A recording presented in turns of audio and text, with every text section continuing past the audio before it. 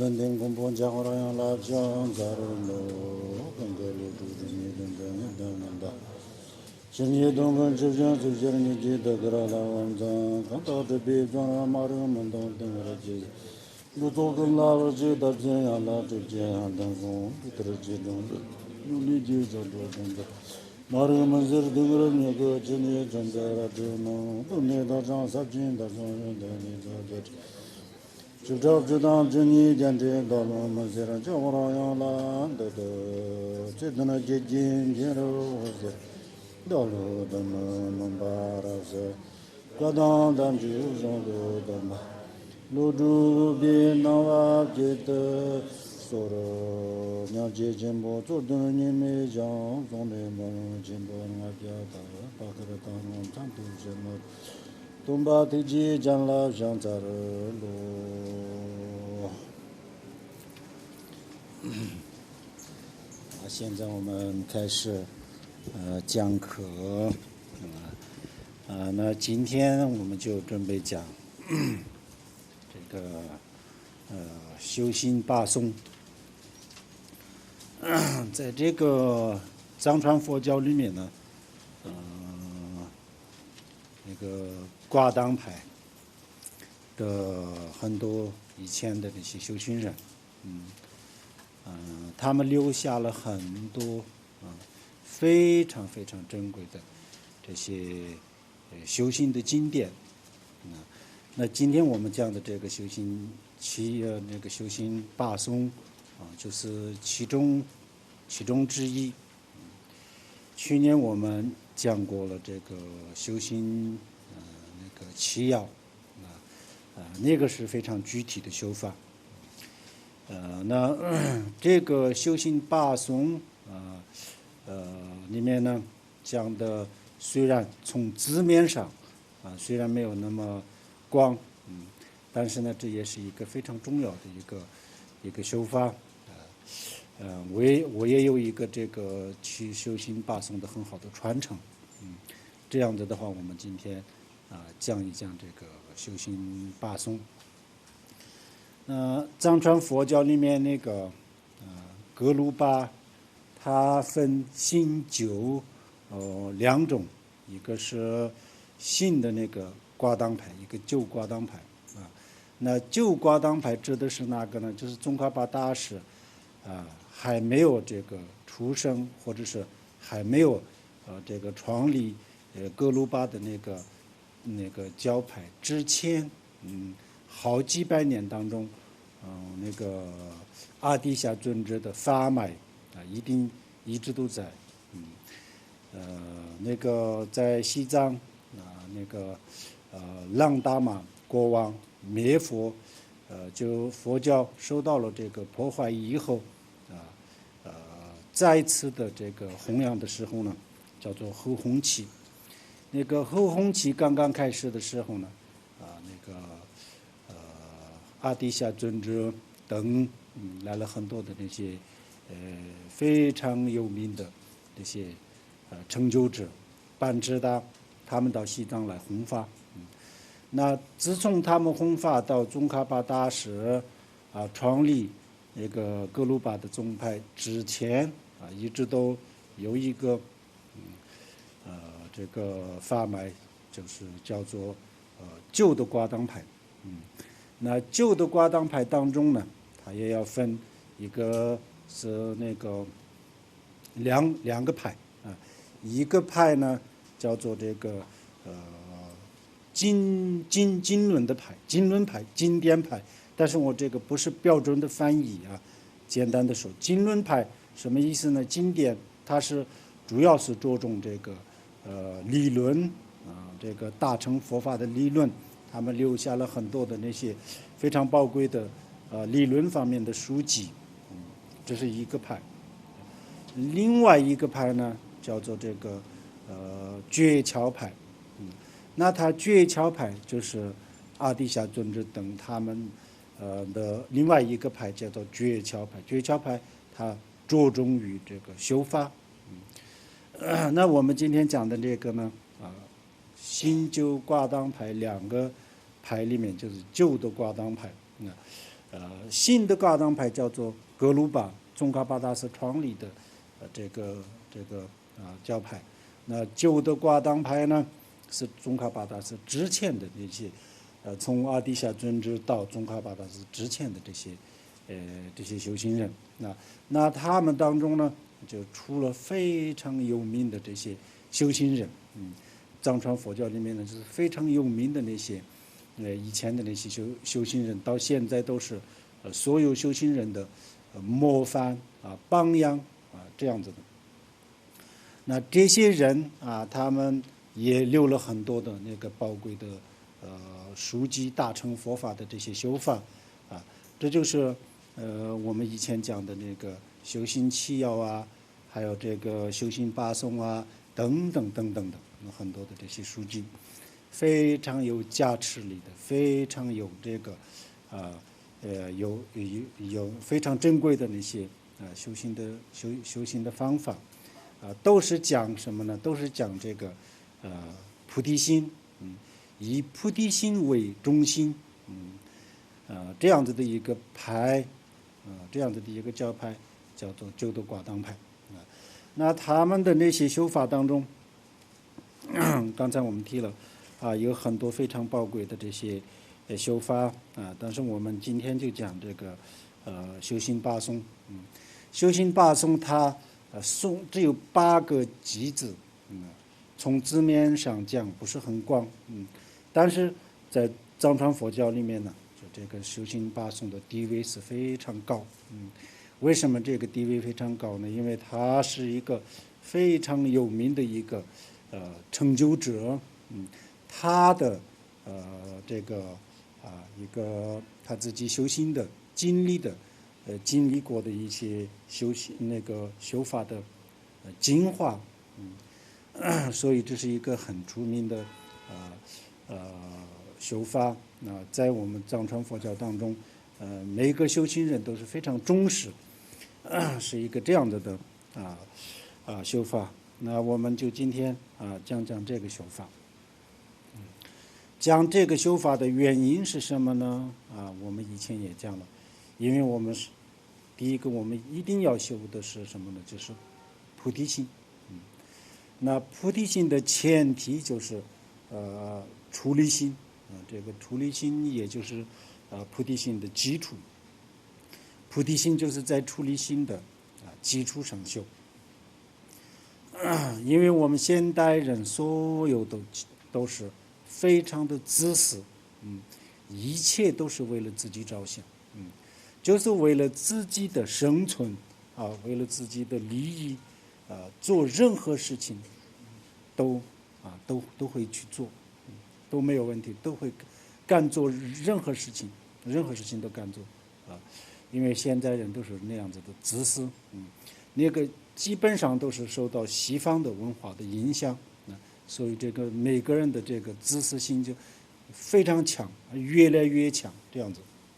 本身我们都每个凡夫人都有那个天生的，就是具生的那个自私心，我执，在这个上面呢，就加上了一个教育所以把我们的这个自私心巩固了、强化了。这样子以后呢，在这样子的环境当中要找一个真正的大乘佛法的路是很不容易的。所以我们在这个修菩提心上面呢，一定要下功夫才能够成为一个真正的这个修行人。如果没有菩提心的话我们也不会修这个生起次第圆满次第，我们本身就是不会修。即便是我们会修这些这个生起次第和圆满次第但是就缺少了这个菩提心的话，那生起次第圆满次第不是解脱道。这个今天我们就不需要讲了，因为这句话我们重复了好多次，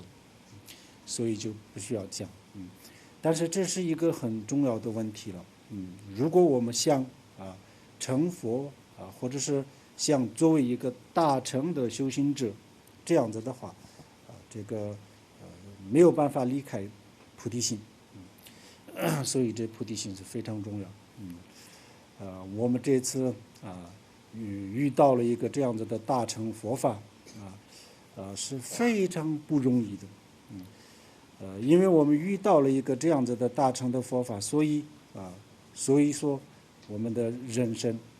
可以说是一个非常的圆满、非常的完美的。当然我们有这个贪嗔痴等等等等当然有很多很多不好的一面。但是呢遇到了这个大乘的佛法然后就是我们自身也就是向往这个菩提心大乘的成就，这样子的话，我们这一次的这个人生真的是一个非常难得的，是一个非常圆满的一个可以说是一个非常圆满的生命。所以我们一定要珍惜这个生命，一定要珍惜那珍惜怎么个珍惜的方法？怎么样去珍惜呢？那个说来说去，最后就是菩提心，修菩提心修菩提心，以修菩提心来珍惜自己的生命，用菩提心来挽救我们的生命，也就是也可以这样子说，只要有菩提心，就可以这个人生就可以说是有意义了。只要缺少一个法，其他的都具备也没有用是什么呢？就是菩提心。你们现在也基本上都在学这个光论不学光论的也在学这个入菩萨心论。那入菩萨心论和光论这两个经典宝典里面讲的是什么呢？都是菩提心。入菩萨心论里面呢，就是从头到尾一直都强调菩提心。那广论里面呢，它也就是分了这个上师道、下师道、中师道。上师道是什么？上师道就是菩提心，修菩提心。所以我们修什么样的法也好，就是需要成就的话，就没有办法离开菩提心。但是这个菩提心说起来很简单真正要修起来的话不是很容易的事情。比如说今天我们去拿点东西布施给别人或者是我们2-3天当中到医院去做义工就是义务的工作去那个照顾病人等等等等，可以这个我们可以做得到。但是这个是不是菩提心呢？还不是菩提心。这个也还不是菩提心。那我们家里的有些东西，比如说对自己来说是比较重要的东西，身外之物拿去布施，很多人也做得到。但是菩提心也不是这么容易。只要修一个真正的菩提心的话，是有一定的难度。但是再有难度这个我们要克服这个困难一定要修。要减少自己的自私心。那当我们的自私心抛弃了以后，或者是减少了以后呢我们那个时候是不是那个时候就很消极了什么都不做了等等等等，是不是又去不发展自己的事业了等等等等当然不是。上次我们也提到过佛在这个大乘佛法里面一再的提到过菩萨要学实名。菩萨要学实名或者无名为什么要学实名无名呢？都是为了度化众生学实名学无名。那这样子的话这是比如说一个人的生意以前是为了自己的生存。从菩提心修起来了以后呢，他照样的也可以做生意，但是呢从此以后这个动机那上面有很大的改变从此以后呢不是为了自己的生存，就是为了众生挣钱也就是为了众生等等等等等的。这样子的话，我们菩提心跟日常生活没有任何的这个冲突啊。菩提心跟社会发展也没有任何的这个冲突啊。菩提心就是一个非常完美的一种伟大的思想，它能够推动就人类的发展呐、社会的发展呐等等等等，所以这些都根本没有什么冲突。但是什么叫做发展呢？现在很多人觉得，现在很多人的心目当中，对发展有定义，下了定义，这种发展不一定是发展，未必是发展啊。但是这个我们今天不说，我们需要说什么？今天我们就是要说菩提心。那修菩提心的重要性呢？我们以前在这个以前的开始当中也讲了很多。那入菩萨心论的第一品里面呢，讲的都是这个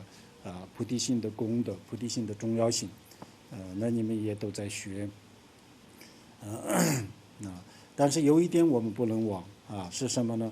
想修想成佛或者是想成为一个大乘的修行人的话，那就这个其他的大圆满升起次第圆满次第都没有用，这一点你们不能忘记那有什么样子才他们可以成为这个解脱道呢？就唯一的就是有了菩提心的话，那就这个升起次第它会发挥自己的作用，大圆满才能够在这个菩提心的前提下，大圆满就是大圆满离开了这个菩提心的话，大圆满就不是大圆满可以这样子说所以这个菩提心是非常重要。那这个菩提心呢任何人都可以修，在家人也好出家人也好都可以修。在家人和出家人的这个不同的地方是什么呢？就是外表不同，一些行为不同。在行为上，在外表上出家人能做到的，要求在家人也去做的话做不到。但是呢，在思想上就是我们有些修法，也就是说修法上出家人修什么，在家人可以修。出家人的心思维什么东西，在家人的心也可以照样的思维出家人的心可以修菩提心的话，在家人的心也可以修菩提心的，可以修菩提心出家人的修可以心可以去思维人生难得呀，死亡无常或者是自他相还自心他中那在家人的心也都是一样的。在家人的心也就是心没有什么控制，没有任何东西来控制在家人的心。那菩提心不在外表，就是在第一步就是不在外表菩提心就光是说，或者是光是心里面想没有实际行动的话也不行。但是第一步不是实际行动，第一步是从我们的在精神上，就是在心里面从内心出发，从内心出发，然后呢就在外表上行为上要有实际的行动。从内心上没有任何的这个这个开始，然后就是外表的这个行动行为的话这就是虚假。这是虚假。比如说内心当中呢没有什么利他的意思但是呢从外表上就是作为一些就利益帮助众生等等的行为的话，这是一个很虚的，是一种假的不是真实的。所以我们第一步都是要从内心开始，然后第二步第三步呢要有实际的行动。但是实际的行动我们上次也讲过，这个今年我们发了菩提心，是不是明年就要把身体都布施呀等等等等？不是这样，这个有过程这个基本上每个人都知道我们就不用讲了。那现在我们就开始讲这个修行八颂。无用此刚亚嘛就说当那sem chân tham chân la evjin no le la pi tom chok de bu sam ba yi ta的基本真不修。这是第一颂。你们就看这个这个有我们发了这个中文的修行八颂。那第一句话的意思是什么呢？我们把所有的众生怎么样对待怎么样看菩萨这个在那个入心论当中也特别的这个强调过说我们把所有的众生怎么样看呢比如说我们发了心，发了菩提心我们就是发誓度化众生，那众生是不是我们的一个负担呢？众生，因为我们要去度他们嘛，因为我们要去为众生奉献那众生是不是我们的一种负担呢？不能这样子看那怎么样看呢？我们把任何一个众生，任何一个生命都要像那个如意宝一样的对待，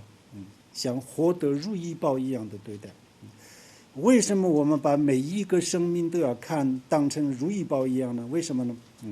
比如说这个如意宝现在这个世界上没有听说那一个国家或者那一个那个考古学家发现了这个如意宝，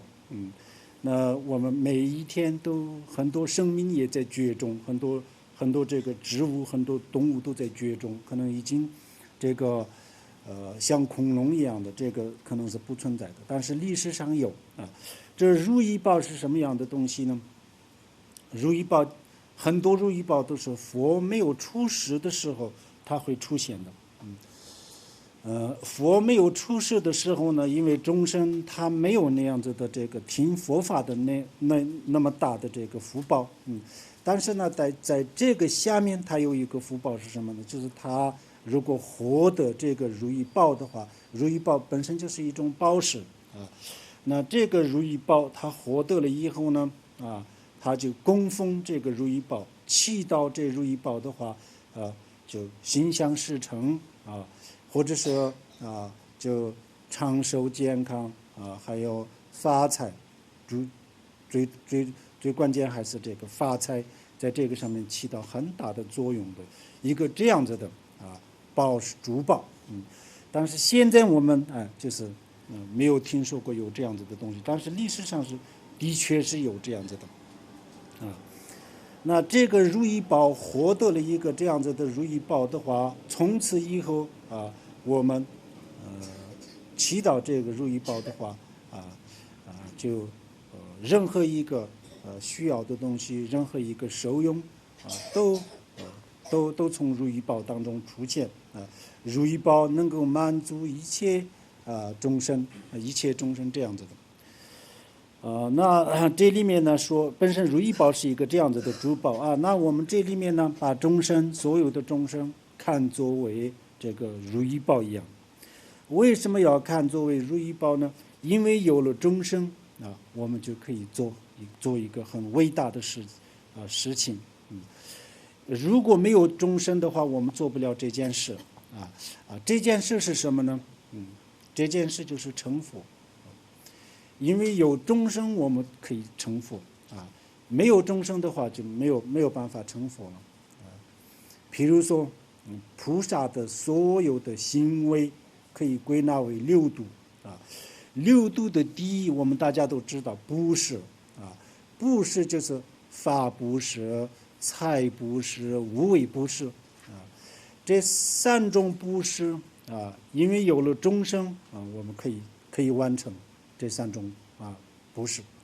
如果没有众生，就在这个世界上只有我一个人，其他任何一个生命都不存在的话，那我怎么样布施呢？法布施讲法给谁讲无为布施救什么生命那财布施这个东西给谁都不能完成因为有了众生所以我们可以完成这个布施。持戒也就是这样，持戒戒律在大乘小乘的这些那些佛经里面呢讲了很多很多的戒律，但是所有戒律里面的最重要的戒律是什么呢？佛说了就是断除伤害众生，断除伤害众生，这就是最伟大的这个戒律那众生的不存在的话，这个戒律怎么守啊？没有办法守。然后忍辱啊，有了众生啊，然后我们可以忍辱啊。在这个世界上，就是除了自己一个人以外，没有任何一个生命的话啊，怎么样修忍辱啊？大家得想想，有没有办法修忍辱？没有办法修忍辱啊，等等等等的。像菩提心也就是这样子，就大乘佛法的核心就是菩提心啊。但是菩提心也就是因为有了众生，所以我们可以修菩提发菩提心啊。如果没有众生的话，这个菩提心是根本没有办法啊，根本没有办法修。比如说啊，就为了自己的解脱啊，我们再努力也好，再精进也好，这不是成佛之因啊。然后六般若波罗蜜多里面最后两个啊，这个禅定和智慧，如果禅定和智慧他们两个也就一旦离开了菩提心的话，那也不是大乘佛法，也不是成佛之因啊，所以啊，这个因为有了众生，所以今天我们可以学大乘的佛法。没有众生的话是没有办法啊，没有办法学大乘佛法。所以我们在众生的身上啊，我们获得的这个利益是非常非常大，但是我们发菩提心去度化众生，众生从我们的身上，我们的身上得到的利益呢，是一个微不足道啊，很小很小，很渺小啊。比如说啊，举个例子，我们放生啊，放生从表面上说，从表面上看啊，我们在度这些众生，我们在利益这些众生啊，没有这些众生在利益我们。从外表上看就是这样子，所有人的概念就是这样子。但是从实际的这个利益上看啊，这些我们所放的这些生命啊，他们对我们，他们给我们带来的利益，或者说我们在从他们身上获得的这个利益呢，就是远远超过就这些众生从我们身上得到的利益大为什么这么说呢？这个道理基本上大家都知道为什么这么说呢？这些众生他们在我们身上得到的利益是什么呢？直接的利益就是我们救了他们的移民，救了他们的移民。在世俗生活当中说这个救移民、救民是所有恩德当中呢，当然是最大的恩德。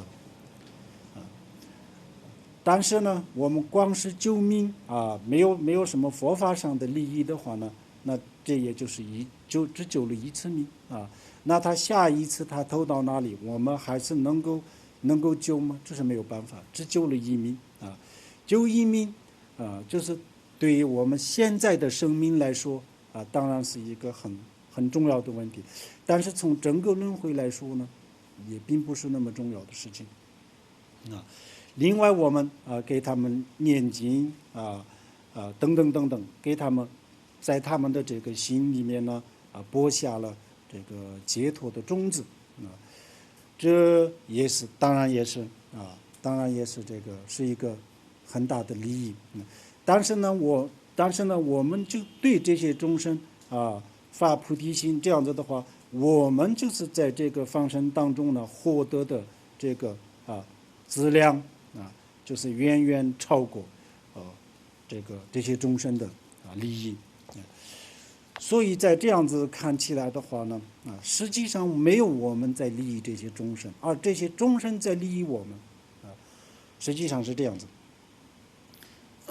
这个是一个很简单的道理在世俗生活当中，也就是很多都是这样子的一个很善良的人去做一件事情比如说照顾病人也好那个有困难的时候呢去帮助也好，从表面上看就是这个人在利益这些众生并没有这些人在利益这个人但是呢实际上从因果的角度来说呢这个人从他们那里得到的这个利益呢，已经远远超过了那些被救的人、被救的众生从这个人身上得到的那个利益大，是一个这样的。比如说前几年海啸的时候，就发生海啸的时候，很多善良的人、很多机构、很多私人也到现场去救了很多的这个难民。从外表上看起来这些人在救这些难民这些人在利益这些人这些难民并没有这些灾区的难民来救这些人从外表上看就是一个这样子的问题。但是从因果的角度来说那这些人到灾区帮助他们什么呢帮助他们从医疗方面呢这个从这个生活方面呢对他们带来了一定的帮助，这个是没有办法否定的，这带来了一定的帮助但是呢他们对他们做的一切都不会是白做虽然是在现实当中呢没有看到什么回报但是呢这个因果永远都会存在，因果永远都，那他们下意识受这个果报的时候呢，那个时候就是千倍万倍的回报，那个时候就有这样子千倍万倍。实际上那些灾区的人在利益这些人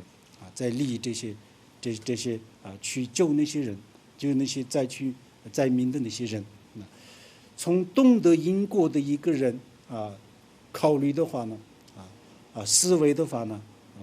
道理就是这样子，这是一种自然的规律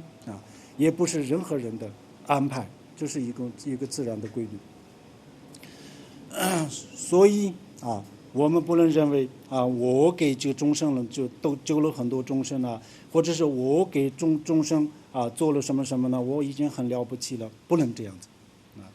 为什么不能这样子呢？在这个当中，在无形的当中呢，这些众生给我们带来的那个带来的利益呢，已经是远远超过了我们对他们的帮助，所以我们对他们做的是不值得什么不值得说不值得自己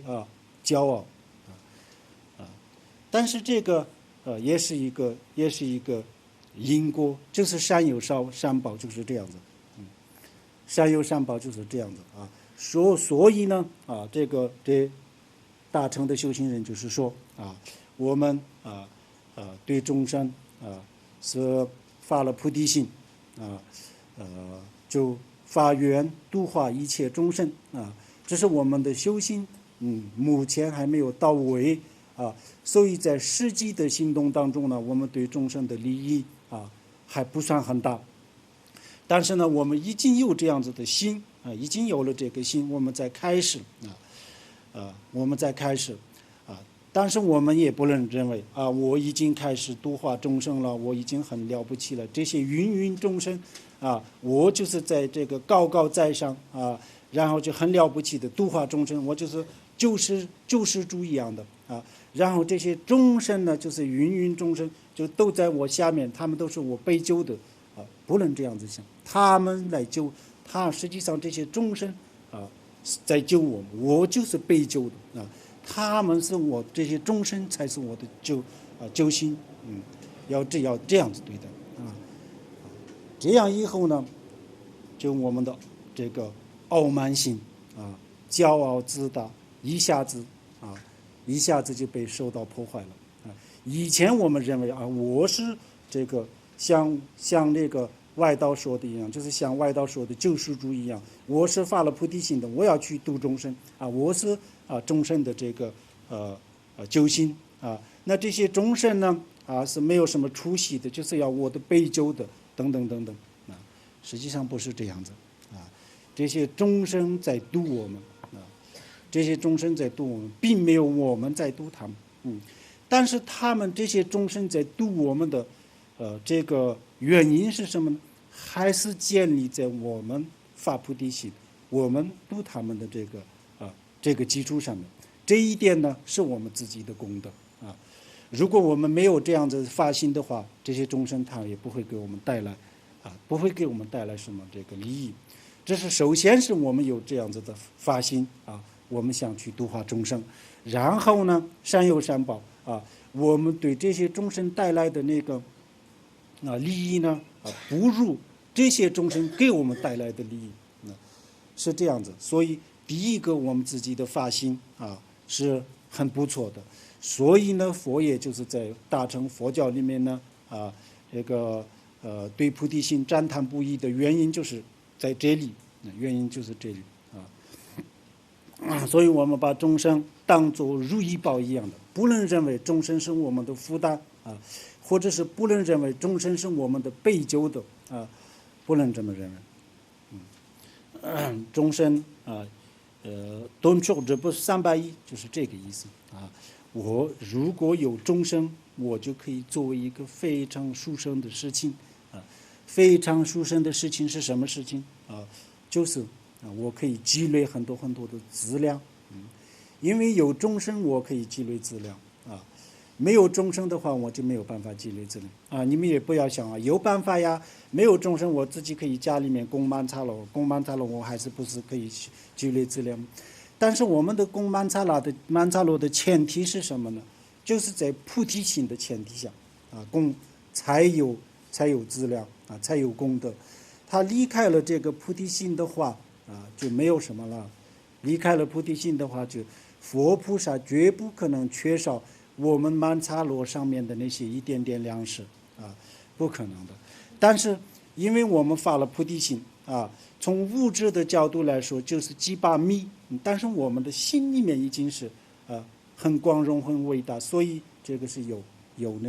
有功德的那心里面为什么就是我们的发心是很光荣的？为什么光荣因为有菩提心那这个菩提心从哪儿来呢？我们认为是我自己发菩提心菩提心从哪儿来呢？就是我自己发起来的但是实际上不是，没有众生我们怎么发菩提心呢没有众生的话是没有办法发菩提心所以这个众生在大乘佛法里面呢就是要当做自己的父亲母亲等等等等不但是这一点，而且我们把众生就是当作如意宝一样的，因为有众生，所以我有这个修大乘佛法的机会因为有众生，所以今天我有这个修行的机会，我有成佛的机会。众生给我了一切这些众生给我了这个修行的机会，众生给我了这个成佛的机会，众生给我了这个修大乘佛法的机会但是我没有给众生这个修大乘佛法的机会。我给他的是什么呢？比如说我们放生无条件的情况下去救众生的生命，这个我们都认为是很了不起的但是这个我们给他们是什么呢？只是给了一个生命给了一个第二条生命，重新让他们回归大自然当然是一个很大的功德了。但是呢，众生给我们的是什么呢？就是成佛的机会发菩提心的机会。我们给他们的是什么呢？我们给他们就是一条生命而已当然一条生命是很重要的但是这个一条生命再重新活一生，跟这个菩提心的机会发菩提心的机会比较的话，你们想想这个谁的功德谁给谁的功德，谁在救谁，这个要详细的这个思维。我们不能认为人类可以主宰一切，人类才是非常了不起的，我们在救度一切，我们可以征服很多不能这样子想。我们实际上我们什么也做不了，因为众生在帮助我们，所以在这样子的因为众生在帮助我们因为有众生的帮助所以我们就有机会成佛在这里在一般的大乘佛教里面讲的，把众生视为自己的这个父亲母亲等等以外把众生就是视为这个如意宝，把众生看作如意宝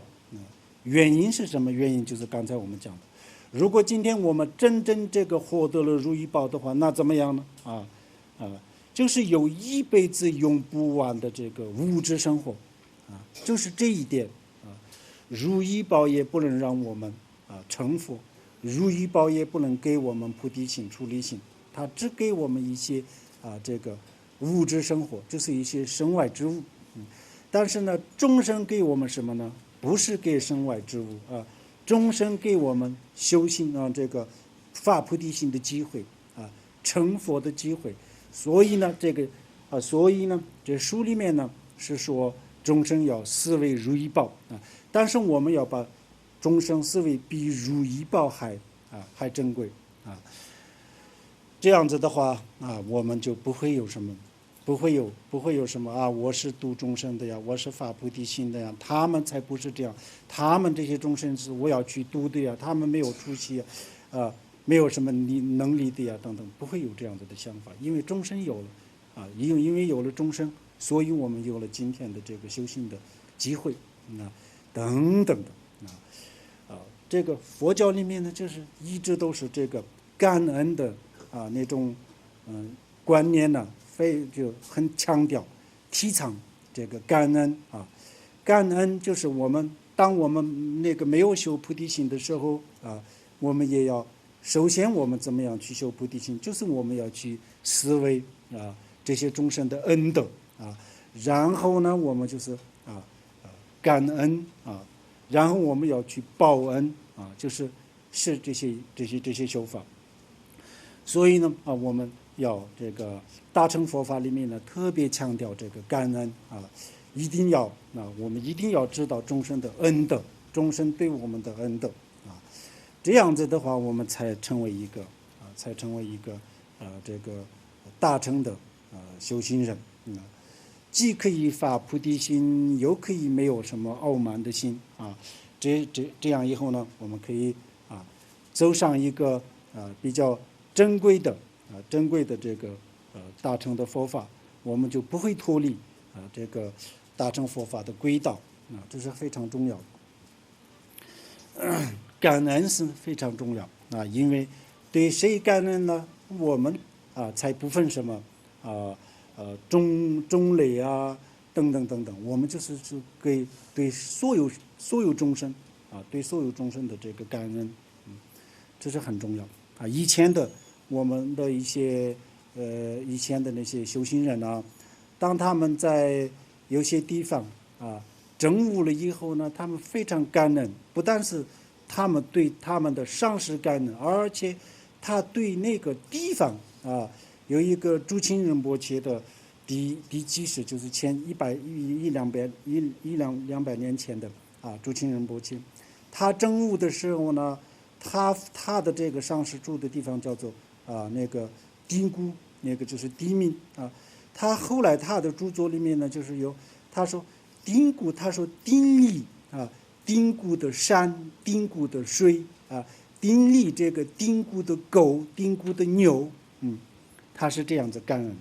为什么呢？因为有了这个丁姑这个地方这个大地，也就是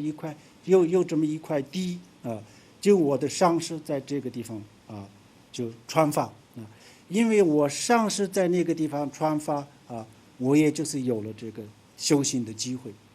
因为我修了心，我今天开悟了所以他对这个地方都感恩他不但是对上师，对其他的他连他的这地方因为有这么一块地所以我也可以在这个地方去听法因为有一块这么一个地所以我就是有这样这个大地他给我了听法的机会他的意思就是说这个山水这个大地他给我了这样子的他给我提供了一个这样子的修行的场所，听法的场所，我证悟了那我的证悟从哪里来也这个功德也要归这个大地他是那样子感恩的。这个不是一个人，我只是举一个例子，具体的例子而已。很多的那些高僧他们都有这样子的他们都有这样子的那个感觉很多人都有这样子的感觉啊。他们开悟的那个时候呢，当他们升起这个菩提心的时候，或者是当他们升起大圆满的智慧的时候呢，一下子他们就会去他们才不认为我很了不起，我现在有了菩提心了，我有了那个智慧了，他们才不会这样。他们回头去看，我这个是从哪里来的是谁给我的是谁给我了创造了一个这样子的条件然后呢，他连这个地大地他都感恩这个是一个很重要的。比如我举一个世俗的例子世俗的例子什么样？以前前几年有几个北京的人去西藏然后到珠峰的山下，根本没有登这个珠峰，就是在珠峰的最山脚下，大家都可以去的地方，大家都到那个观光的地方，他去到珠峰下面去看一看珠峰然后回去了以后说什么呢？我们征服珠峰了他说征服珠峰了，征服什么呢？所有人都开车上去，所有人都可以去那个地方他们的心态就这样。然后有一个真正的第一个去征服，不是征服真正的就爬上这个山顶的有一个西藏人，电视台采访他他电视台记者说你是你是第一个征服珠峰的人你是不是觉得很光荣他说不能这样子说，人类是永远都不能征服这个大自然的，不可能，不能这样子说。我反而感觉这个珠峰，我非常感谢珠峰他让我趴在他的肩膀上看这个世界他给我一个这样子的机会。我不但是不认为我珠峰了我去征服了他，而且我非常的感谢他。人家的心态是这样的，两个人的心态完全是不一样。那些人就走到了山下，根本不说谈不上什么征服不征服了另外一个人呢真正的就是爬上去了，但是爬上去也并不是什么征服，但是他爬到这个最顶上去他说不可能，不是我征服了这个珠峰，我感谢珠峰让我给我一个这样子的机会，就是站在他的肩膀上看这个世界，他给我一个这样子，我非常感谢他他说的很有道理了，我觉得他这人说的非常好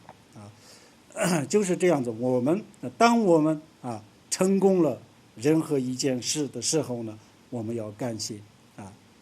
这个的给我们创造条件的人或者是大自然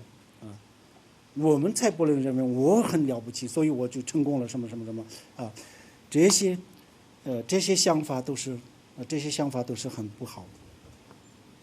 西方人觉得人类可以征服大自然，然后呢到处去就过度的去开发能源等等等等。现在就人类自己没有办法生存的时候，开始提倡环保的这个概念是一个没有办法的办法了但是你看古代的人都不是这样，古代的人都感觉的这个大自然对我们也有一定的那个恩德我们要感谢它我们从来不可能去，永远都不可能去征服它，我们也不能有什么征服不征服的不能有这样子的坏的想法。我们要感谢大自然，大自然给我一个机会，就是能在这个地方生存。因为我有这样子的一个生存的地方，所以我今天完成了一个很伟大的任务，很伟大的事情。什么事情？就是发了菩提心，证悟了还有什么更伟大的呢那这些证悟发菩提心等等等等就是归功于众生，归功于一切众生这是这个第一句话的意思就是这样，这是非常重要的那我们也不一定有什么菩提心但是有菩提心的话有一些这个初步的菩提心，也就是有一些这个造作的菩提心的时候呢，我们就是这个傲慢的心马上就起来了就是说比如说我们走在大街上的时候，那么多的人那么多的人当中，就是我一个才是度化他们的他们是我要去被救的被度的。有些学气功的人告诉过我他们说修了一定层次的时候呢，把众生所有的众生就放在自己的眼下面芸芸众生，他们才毫无那个功德的，我才是在这个当中是最了不起。他是要培养这样子的一个心态，他也许有可能他在这样子的心态当中，或者是在这样子的前提下，他可以完成一些事情。但是我们才不要这样子的事情，不要完成这些事。我们就是要什么呢？我们始终都要对众生要有一个感恩的一个心态对社会、对大自然、对整个生命对整个这个生命不但是生命而且对大自然那就社会了、人类了，就更不用说了，就是要有一个感恩的这个感恩的这样子的那个念头，这是非常重要这个菩提心我们还没有的时候呢，因为我们有感恩的这个观念，所以我们就发誓成佛了。我们发誓成佛了，所以我们就有我们的心相续当中呢，升起了菩提心当初我们没有这样子的感恩的观念的话，我们也不会去发誓成佛，我们肯定会去那个阿罗汉的那种路，就是小乘的那种路，我们会选择那条路但是那个时候呢众生本身对我们有那个恩德，然后再加上我们就受过这个大乘佛法的教育然后我们就有一个感恩的一个比较特殊的一个感恩的这样子的观念有了感恩的观念以后呢，那我要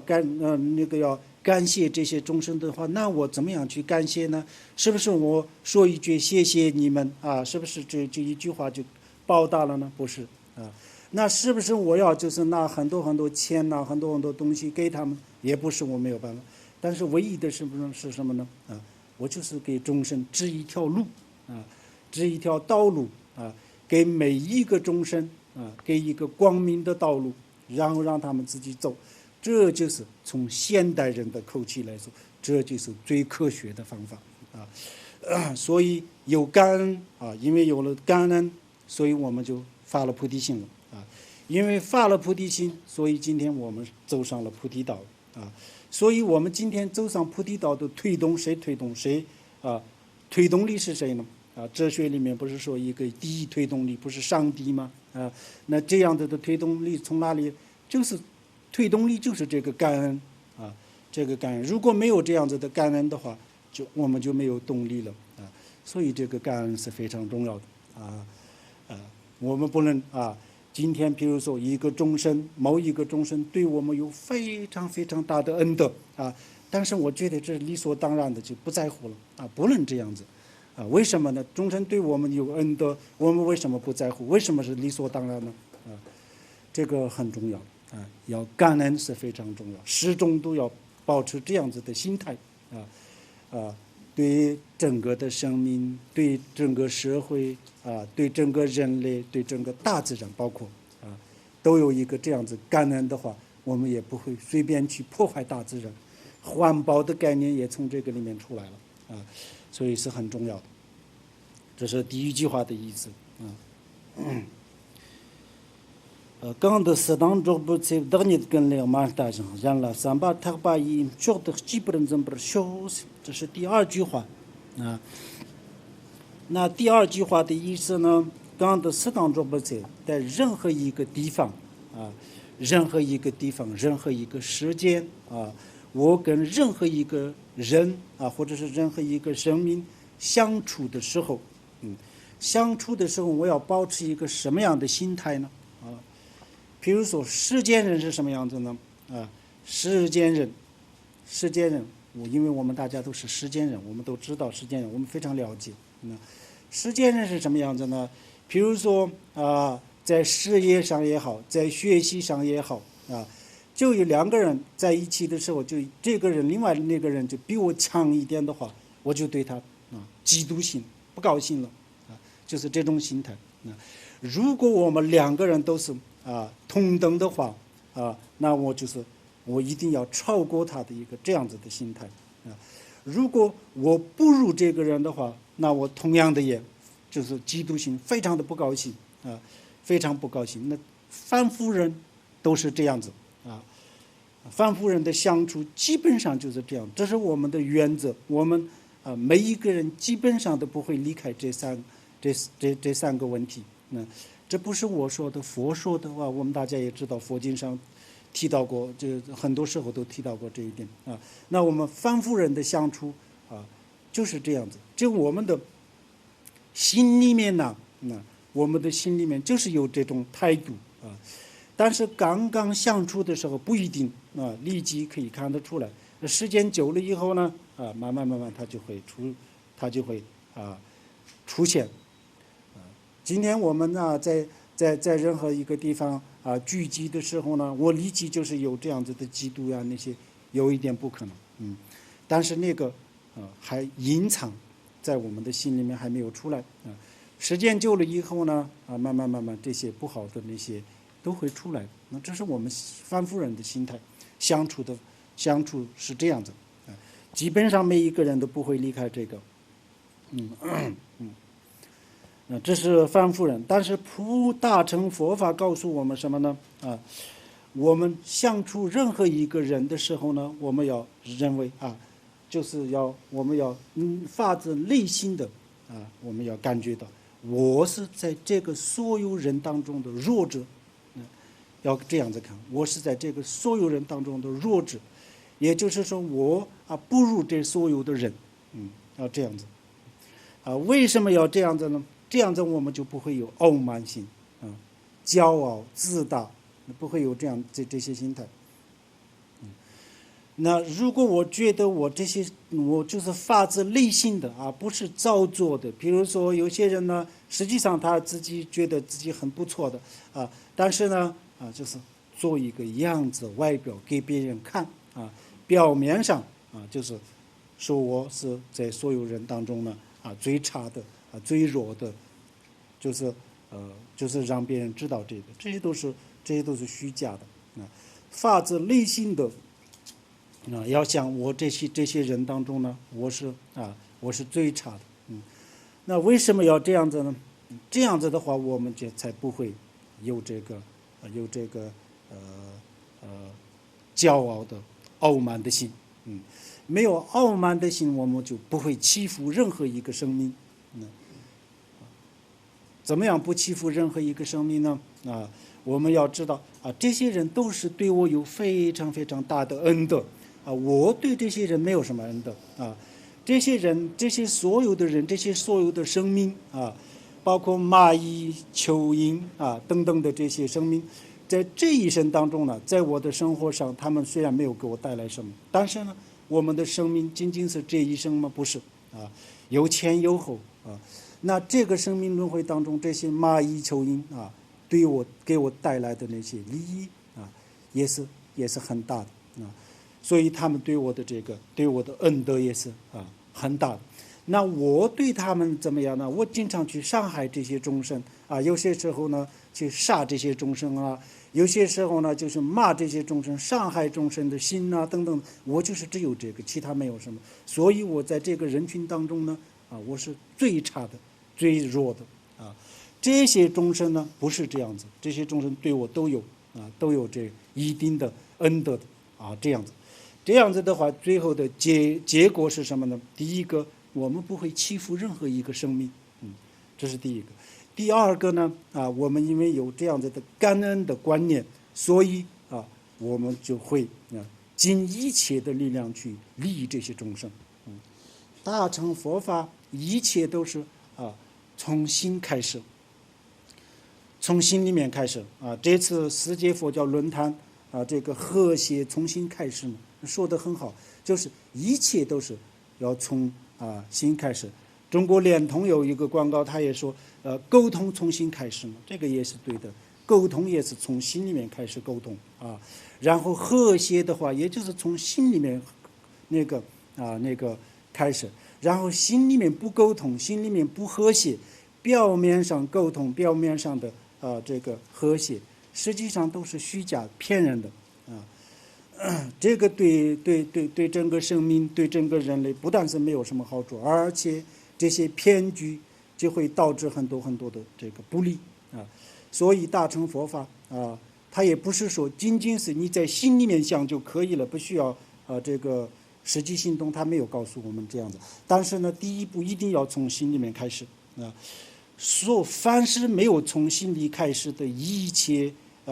一举一动都是虚假，都是骗人的。所以大乘佛法它不欢迎，不但是大乘佛法，整个佛法它不欢迎，它不提倡这一点。当初任何一个生命的时候我们要把自己视为最差的、最弱的把其他的这些众生就是看作像自己的救命恩人一样的要这样子的心态，要保持这样子心态。有这样子心态以后呢，才能够这个我们如理如法的修一个大乘的佛法大乘的佛法实际上是一个全力以赴的这个是服务全生命的服务，不是全人类，就是全生命服务全生命。那一定要这个要真心实意的服务全生命的话，就是不能缺少这些心态。就缺少了这些心态以后呢那就是在行为上做了任何一个事情，做了在表面上看再伟大的也好，再了不起的事情，实际上都是骗人的实际上都是虚假的都是骗人的。所以大乘佛法大乘佛法就是要我们第一步就是要从内心里面开始，第二步第三步刚才我们刚刚也讲过了，就是也要实际的行动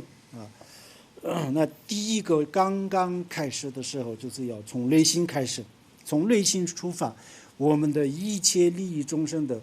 出发点不是外表，出发点就是内心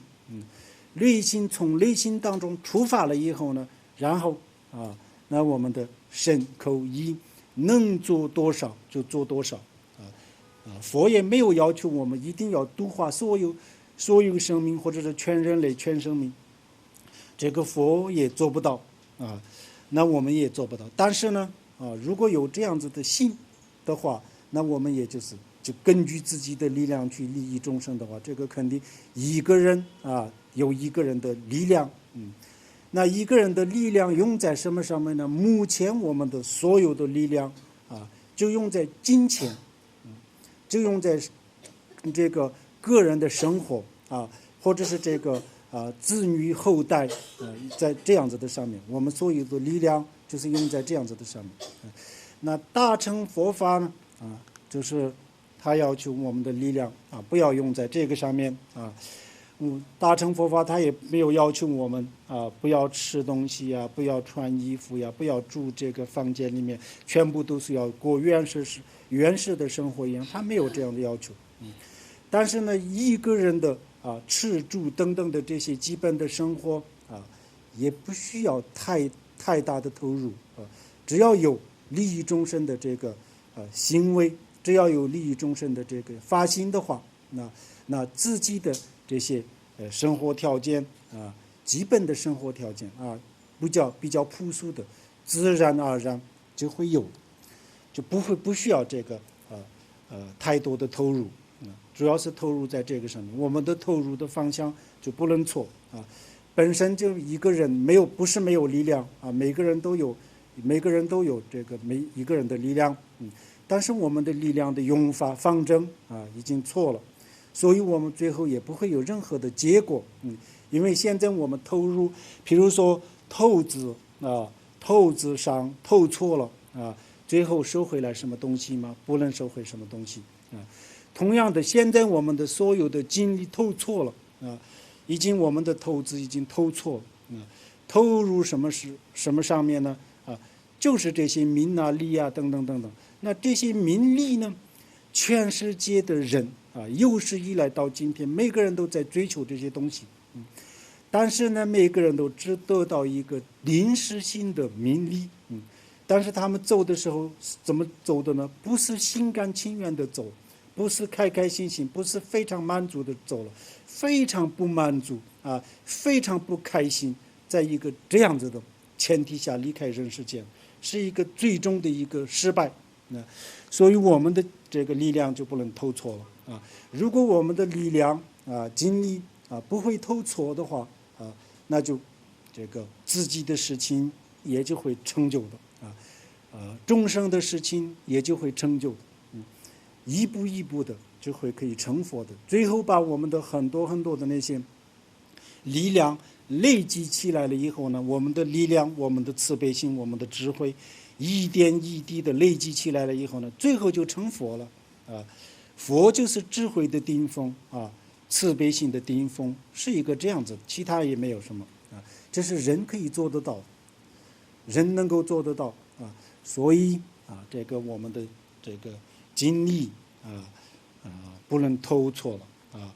这个是一个很重要的。前几天我们讲的那个生存的方式和生存的意义，为什么要这个专门做一个课题来讲？意思就是说我们的精力就是不能投错了在错误的投资是没有回报的，这个大家都知道。同样的，我们的错误的投什么呢？投资上他投钱收不回来，也就是钱收不回来，没什么太大的问题了我们在投什么呢？我们在投生命投精力这样子所以我们这个投错了以后呢，是一个大损失是一个大失败所以这个佛才可以说得出这句话除了佛以外呢，在这个世界上没有人说这样子的话所以我们学佛的人就是还是要适当的要考虑也没有要求从今天起不做任何自己的事情，佛也没有要求，即便是要求了我们也做不到但是呢佛也没有说你们不要去生活佛也没有说你们一定要选择吃最坏的东西，你们一定要就穿最破的衣服，佛没有这样子佛没有这样子的要求但是是什么呢？就是我们的精力要投入什么呢？精力我们不要投到这个吃穿等等上面。吃穿，人类就是吃了半个世纪的这个，就是现代人，所以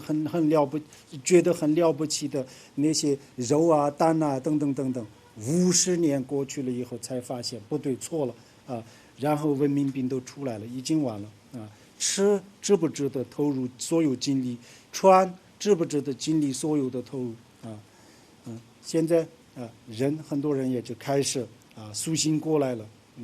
原来的这个梦想当中就慢慢这幻觉当中开始慢慢的苏醒过来佛教徒的话应该是在这个上面应该是走第一步的，应该是前锋的因为佛2-3千年前就已经告诉我们这一点这个吃住等等等等也不能，因为我们是凡夫人，也不可能不吃不穿，但是呢把这个作为我们的生命的意义来投入这个生命那个所有的精力的话，那最后我们会失败这一点是很重要的。那我们要做什么呢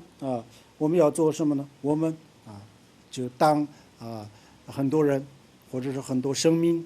聚会在一起的时候呢，我们不能认为这个人这些所有人当中我是最了不起的我是什么菩萨啦等等等等，不能这样子认为。我们要觉得我是最差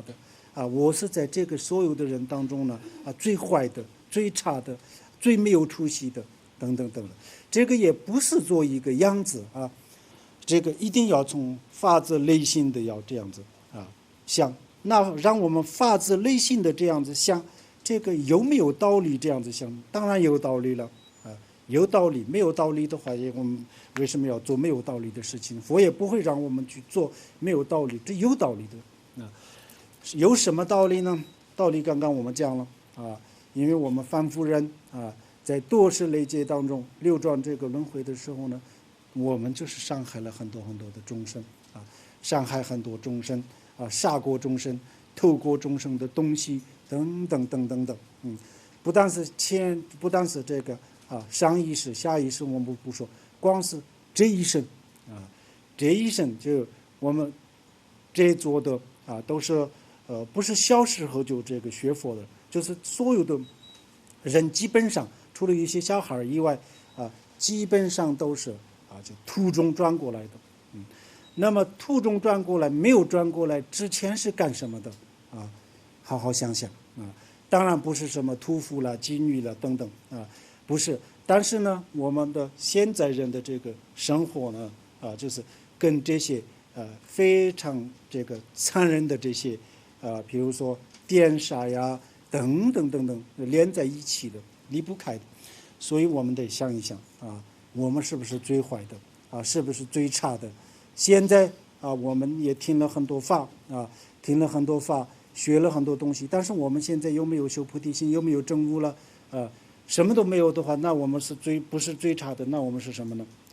我们才不能认为，因为我有钱，所以我不是最差的因为我有权，所以我不是最差的；因为我有名，所以我不是最差的。我们才不能这样子认为名利钱这些，就是到了关键的时候起什么作用呢？你们想想全世界的这些最富翁，就是倒在病床上的时候，他们的状况是什么样子？那个时候他的钱对他可不可以帮他解决什么问题呢？没有问题，没有解决什么问题。那个时候就是最贫穷的老百姓一样的面临的都是一样的。所以我们的名利钱这些都是实际上都是一套虚假的来欺骗自己的一种骗术，实际上不是什么。这是佛告诉我的告诉我们的我不是我告诉你们的佛告诉我们的，我们大家要尊重这个佛的这个话，我们大家就是要向佛的话学习，向佛学习就是要修这样往佛的这个方向走。佛给我们指点的路是这样子，有这样子心态的话，才能够我们可以发起真正的菩提心真正的慈悲心，才这样子。现代人才不是这样子就是有一点点钱有一点点权的话，走路的方式都不一样你们看看嘛。所以这些人都是在大乘佛法，他最反感的就是这些东西了所以有这样子的心态的话，就永远也不会成为一个修行人。所以我们以前也讲过佛法他也要挑战他也要这个斗争佛法为谁斗争呢？不是跟人斗争不是跟众生斗争，就是佛法要给自己斗争要给自己挑战比如说人类的斗争有史以来是什么呢？没有一个人是给自己斗争的，就是两个教派、两个国家两个种族，就是相互之间往外斗争的但是佛陀让我们斗争谁呢？不是往外去斗争佛就是让我们，佛也告诉我们你们也要去斗争你们看看那个儒心论里面都有很多这样子的词斗争，要去战争战争什么？那我们要去杀谁呢？就是要去杀你的自私心就是要去把你的这个烦恼、自私、我执、我慢杀掉佛告诉我们都是这样。所以我们也要就当我们就是有产生一个这样子的念头的时候呢我们一定要把它消灭消灭的意思是什么呢？我们不可能，因为我们现在凡夫人，我们不可能一下子就把它弄干净了，不可能。但是呢我们马上就要感觉到我这个是不好的想法，我不该有这样子，我的是错误的，我原来我是错误的，我不是什么了不起的人实际上我不是什么了不起的人，我有一点钱也是不是什么了不起，我有一点权利，我有一点地位，我有一点名利，不是什么了不起的，我还是一个人实际上我就是一个人，不是一个什么了不起的人的钱、人的权、人的名全部都不是在人身上都是身外的东西身外的东西呢就是合理的，没有一个永远都是属于我们的东西所以就这些东西，就是我们非常傲慢的话呢，那这是我们自己已经落了一个已经落入了一个无名的网。佛告诉我们就无名网实际上也是所以这些上面呢，你们想做一个真正的大乘修行人的话，要给自己这样子要求这叫做严格的要求自己世俗人很多人都是，当然世俗人当中呢也有非常好的人啊，但是很多人是什么呢？比如说你今天就看到一些穷人生病了没有钱去看病，然后我自己从自己的口袋里面掏出1万块钱给人的话，马上就是在这个电视上报道然后就是在新闻上报道觉得非常了不起的大家都觉得这个人很了不起，我自己也认为我很了不起，但是佛法它不是这样，大乘佛法它不是这样的。下面也讲了所有的这个行善所有的这个善事，所有的好事，什么样的去做呢？悄悄的去做没有人知道的情况下去做善事，没有人知道的情况下去做为人服务、助人为乐，是这样子的做一点点好事，马上就这个宣布做很多很多自我宣传，新闻媒体都叫来，找什么记者会等等等等，这些都是不是什么？这这是一个外表佛法才不欢迎这样子，大乘佛法不欢迎大乘佛法最反对这些。做事情就是要实实在在的去做做了以后呢，这个就是不能认为因为我做了这件事，所以我很了不起因为其他人做不到，我才做得到，所以我是很了不起的。这样子的话，就是这个不会有这个菩提心譬如说，小乘里面也提到过这一点小乘里面讲这个止观的修法这个止观修法当中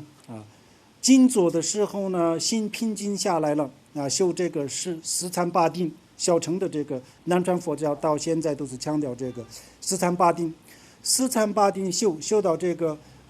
色界的这个四禅定，非常好的禅定修的时候呢，就突然间冒出一个念头我就想，我才有这样子的禅定其他众生才不会有这样子的禅定，我是很了不起，立即就我这个相续就譬如说一条河立即把它弄成浑水一样，从此以后这个禅定都是烦恼禅定从此以后就这个禅定就是没有用的东西了，就变成没有用的东西在大乘佛法里面呢，就更不用说了。这个我刚才说的是小乘佛法里面呢，小乘佛法都是这样子，大乘佛法更不用说。真正的从发自内心的去服务众生这个是我们的义务。这个你做一点没有什么了不起的做一个没有什么了不起的。譬如说我们传统的文化上面从传统的文化角度来说，就父母去养自己的儿女是义务那你养了这个儿女以后，你是不是你觉得是不是很伟大呢？当然不是什么伟大，这是你的义务了同样的，大乘佛法第一天我们进入大乘佛法的时候呢，我们是怎么进来的呢？我们第一个心态是什么呢？我们怀着一个什么样的心态进入大乘佛法？我们第一天就是说，我要度化一切众生那你要度化一切众生，你今天做了一件善事，有什么了不起的呢？肯定理所当然的事情是要有这样子的心态。说的这个等你跟了嘛的，然后三八特不基本上，然后这个时候呢，我们把自己视为最差、最坏最弱，然后呢，当把其他人呢视为最珍贵的。为什么视为最珍贵呢？因为所有众生都对我有恩德所有众生是好的我才是不好的。有这样子的心态以后呢，我们去这个度化众生的那个心态就可以出来了。因为我们觉得所有人都是好的，所有众生都是好人，这样子的话，那我们肯定要会帮助好人呢我们觉得我也是有不好的地方，但是这些众生也有不好的地方他们也是谁就是怎么样不好这样以后呢那坏人我为什么还要去帮助他呢？那个时候呢，他这个心态阻止我们的菩提心，破坏我们的菩提心所以这些不好的东西实际上是存在的我们自身也有一点点功德啊，也不是我们是一个全方位的坏啊，除了我一个人以外的所有都是全方位的好，实际上也不是这样子，但是呢，我有一点点好，这个我不需要去琢磨这个啊，我也不需要去思维这一点。我有一点好的话，这个也不需要去思维。为什么呢？啊，这个也没有什么了不起。我去思维的话，我就反而我生气傲慢心，不会有什么好的。那众生虽然有一个啊，众生也虽然有一个不好的一面，但是呢，这不好的一面，我们从无始以来就去观察了这个不好的一面，所以今天我们什么都没有了，我们还是去观察这些众生的不好的一面的话，那我们永远都不会有什么收获成就。所以从今天起，我们就不去观察众生的不好的一面，我就是要看众生的好的一面。那我为什么要好的一面呢？因为我看众生的好的一面，我就对众生会感恩的啊。我会感恩的话，那我就会对这个报恩。我要报恩的话，报恩的唯一的方法是成佛，那我就会发菩提心。最后呢，我这样子的心态，最后呢，我就是可以就利他利己就二利都可以成功所以我们就不去看众生的不好的一面，我们也不去看自己的好的一面，我们就看自己的不好的一面，众生的好的一面这才是一个非常的理性的一种选择非常聪明的选择因为我们以前呢，就是老是看自己的好的一面好的一面，自己没有什么好的，但是也当作好的然后就非常细微的去观察别人的过失我们自己有再大的过失，我们都不去观察这个，就全部都被忽略了甚至是当成好事然后众生或者是其他人就哪怕是有一点点过失，我们也去观察，要去挖掘这个他的过失这样的话呢，我们就是成为了凡夫人当中的凡夫人因为我们在这个轮回当中呢，活了那么长时间轮转了那么长时间，但是我们今天没有任何功德了没有任何，我们实际上什么都没有你们好好想想，在学校里面呢读了很多书，城市里面的人，对乡村的人来说呢，受了教育的比较好这一方面，但是我们的教育都是什么呢？就是为了我们的生活其他没有什么。生活是什么样子的生活呢？譬如说学经济怎么样呢？就是怎么样去挣钱怎么样去骗钱那实际上为什么这么样骗取呢？本身这个地球的能源，或者是这个世界上就这么多的东西，就这么多的财物，那这个你争我争就是一个问题了那我肯定不放手了，我要去争那我要去争的话，其他人就没有办法挣这个钱，那这样子的话，实际上就是一个抢劫一样的实际上就是一个偷盗一样的所以就是这些知识对我们也没有太大的意义。然后除了这些知识以外，我们还有什么呢？你们想想也许你们银行里面会有一点存款但是这些存款也就是我们用来我们吃的住的穿的，还有什么呢？没有了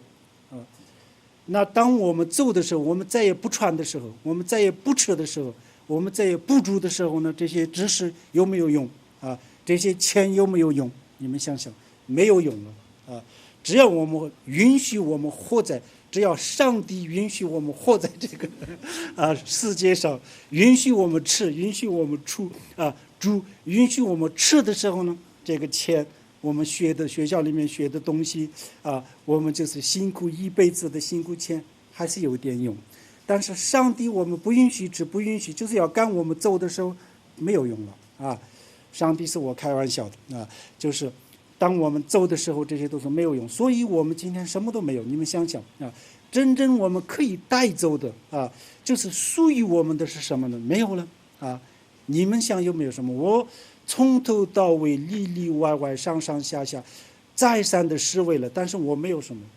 全部都是走的时候都是要放弃的，没有什么可以带走的东西学的知识还有其他的身外之物，全部都是放弃的东西，被抛弃的东西你们有没有你们走的时候可以带走的东西你们回去好好想想啊。没有的话那应该怎么办？譬如说现在我们在人世间但是呢，我们在人世间生存因为我们已经在这个地球上生存了那么长时间，已经是很成熟了。但是我们在这样子的成熟的情况下生活的话，还要想那么多还要去创造那么多的条件。那我们走的时候什么都没有的话，那需不需要创造什么条件？需不需要靠什么身外之物或者是什么需不需要一些那个准备呢？这就是一个问题，需不需要？你们会去看但是呢，我们当然是因为我需要，所以我要怎么样，当然可能不能这样子这是我们把这样子的思维要延伸到所有众生的身上，然后我是需要这样，所以众生也需要，所以我要为众生做事，要这样子这些都是说起来是一个很简单的你们也会觉得这是一个很基础的这是一个佛教里面的常识，是常识，佛教里面的常识。但是我学了那么多次时间呢，在山上待了那么长时间，这些常识一个都没有做到。你们有没有做到？你们如果做到了的话，那这是常识，我早就已经做到了，这个就今天不用讲了，这个就对我们离得我们已经早就已经被过去式了你们可以这样子想。但是这些虽然是常识，但是你们没有做到的话呢，那还是要做我们还是要从头来所以这些是很重要的事情那所有众生要发自内心的心态，把所有众生都当作比自己的